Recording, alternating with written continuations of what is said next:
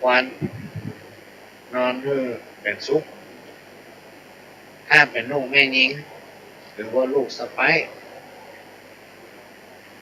คนตะโกนเนี่ยเป็นแต่งแจ้งเขียนไว้คนบอกไว้ว่าบดีนอนก่อนพ่อผัวแม่ผัวหรือนอนก่อนผู้เป็นพ่อเป็นแม่ของสามีถ้าเป็นลูกเขยหรือว่าลูกชายก็บดีนอนก่อนพ่อเมียแม่เมียอันใดที่ควรเนี่ยควรทำอันใดที่ควรเก็บควรหิ้วก็ทำให้มันเรียบร้อยก่อนแล้วแขวะอาบน้ำอาบน้ำแล้วเข้าไปนอน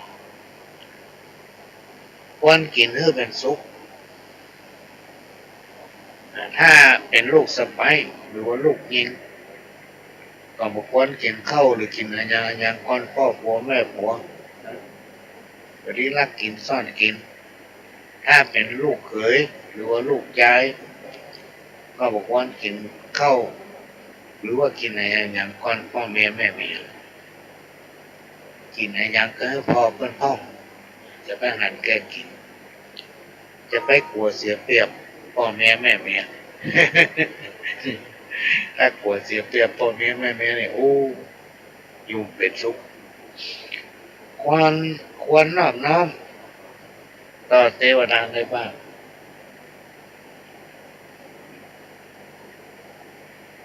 ควรนอบน้อมเพื่อเกียรติเพื่อความเคารพยำเกรงและก็เชื่อฟังคำสั่งสอนของพ่อของแม่ของพ่ออุ้ยแม่อุ้ยเพื่อปฏิบัติเปิ้นเพื่อเปิ้นมีความสุขนะพ่อแม่หรือพ่ออุ้ยแม่อุ้ยนั่นเป็นเทวดาในบ้านถ้าไผ่ผู้ใดประพฤติปฏิบัติดังที่กล่าวมาแล้วนี้โบราณอาจารย์เพิ่นกล่าวไว้ว่าจักอยู่เย็นเป็นสุขหิมาก้าขึ้นอายุมั่นยืนยาวเอาสัก100พอไปหาเนาะ ขนาด90ปลายนี่ไปไม่ไหวแล้วน่ะเดี๋ยวหลังกองไฟหลายๆคนก็ยังปรารถนาเอา100 สาวอยู่90ปลายจะใครไหวล่ะเพราะว่าอาจารย์ได้กล่าวไว้ถึงวิธี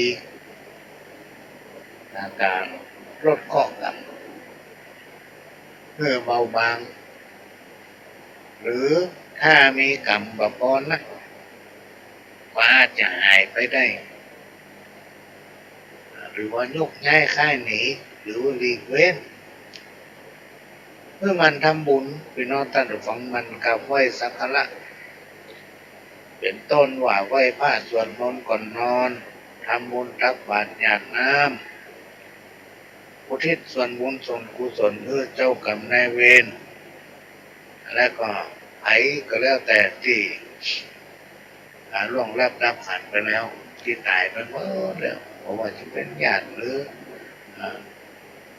เจ้ากรรมเจ้าเวรทั้งหลายที่นอนตาไปหมดแล้วมันจะทำให้เราจิตใจหายจากการร่อนรุ่มคุณมัวขี้โมโหอยู่ในจิตใจมักเป็นทุกข์มีความคิดฟุ้งซ่านหน้าตาบ่ค่อยมีสง่าราศีถ้าปฏิบัติอย่างที่ว่าก็คือสวดมนต์ไหว้พระก่อนนอนทำบุญทำบาตรหยาดน้ำอุทิศถึงเจ้ากรรมเจ้าเวรให้ผู้ใดทำได้เนี่ยพี่น้องท่านทุกคนสิ่งที่กล่าวมาเนี่ยจะลดน้อยจะทำให้อยู่ทุกสมัย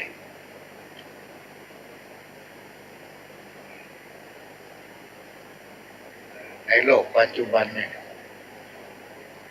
เป็นคนตันนีในการทำบุญบ่มีความเคารพเรื่องใส่ในพระพุทธศาสนาบ่เฮ้อสิ่งของแก่ผู้ที่ตกทุกข์ในยากและก็มักจะมีความลุ่มหลงมัวเมาต่อกิเลสตัณหามัวเมาในสิ่งที่เป็นแบบเป็นตัวอย่างที่ดีกับลูกกับหลาน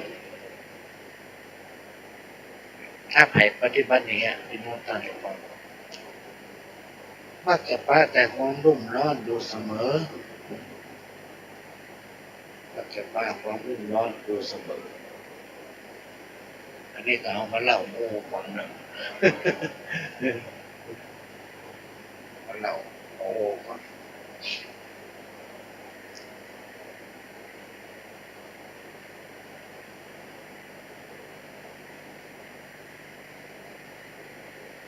มันมีอยู่คำหนึ่งพี่น้องท่านทุกคน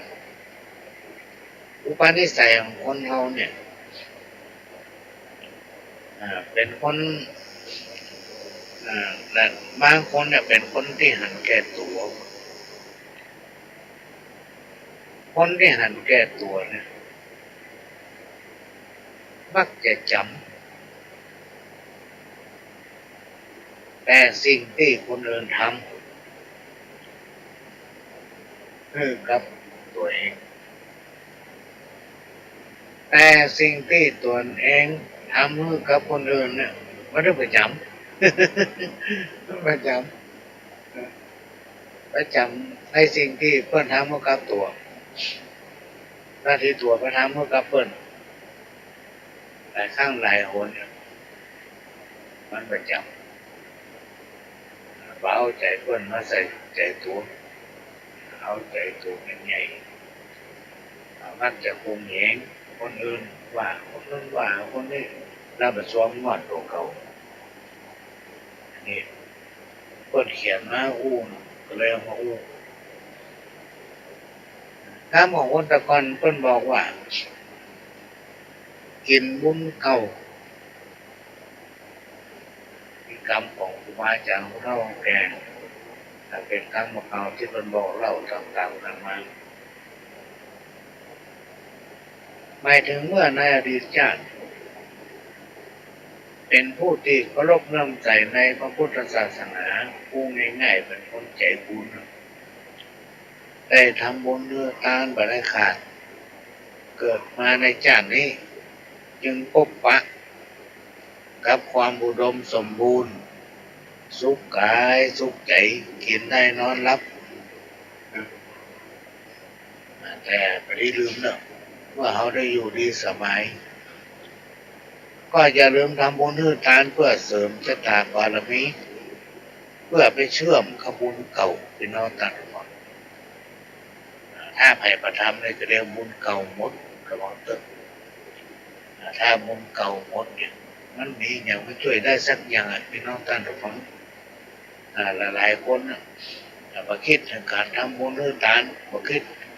ถึงการเพื่อแผ่ช่วยเหลือคนอื่นผมมีเมตตาในใจพี่น้องท่านทุกคนพอบุญเก่าหมดมันจะไม่อันเป็นไปสักปัก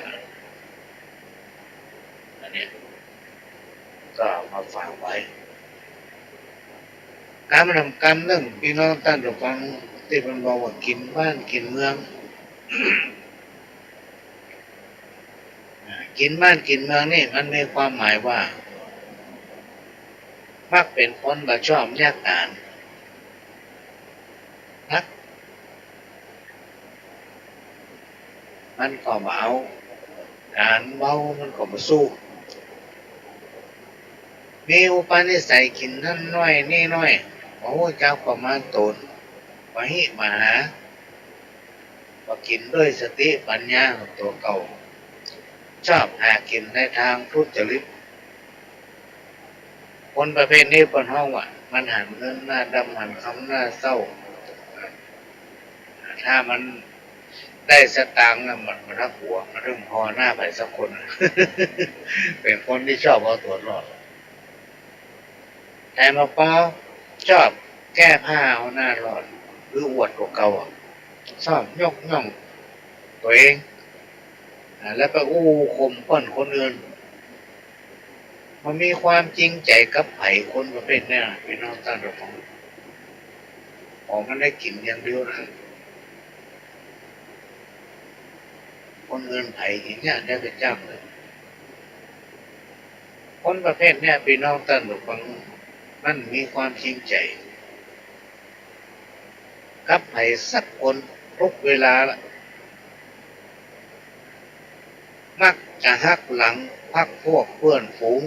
รวมมาถึงผู้มีคุณกับมันเป็นห้องว่ากินบ้านกินเมืองคนประเภทหนึ่งที่เป็นบอกว่าพลิกหน้ามือเป็นหลังมือมีความหมายว่าเปลี่ยนจากเดิมมีการปฏิบัติตนเปลี่ยนไปจากเดิมตรงกันข้ามกับที่เคยเป็นคนประเภทนี้เป็นห้องว่ามีตาแต่บ่มีแววหมายถึงกึศอันยังกึศกะวันนี้บ่กึศถึงวันพุธนะบ่กึศถึงวันตั้งหน้ามันจะตัวรอดไปเป็นวันพี่น้องตั้งเดี๋ยวผมลองสังเกตพอเถอะลองสังเกตพอแล้วต้องวายอุปนิสัยสันดานของมันเริ่มมีเปลี่ยนมันจะหลอกคนไปตั้งหน้าติ๊กถ้าคนไหนหูก็เวลาหมดเวลาละพี่น้องท่านผู้ฟังพระหลวงสว่างท่านิจันทร์ก็จะขอนำรายการจากพี่น้องท่านผู้ฟังไปก่อนขอทุกคนทุกท่านกินข้าวลำนอนหลับโชคดีมากันคู่คนขอสวัสดีครับ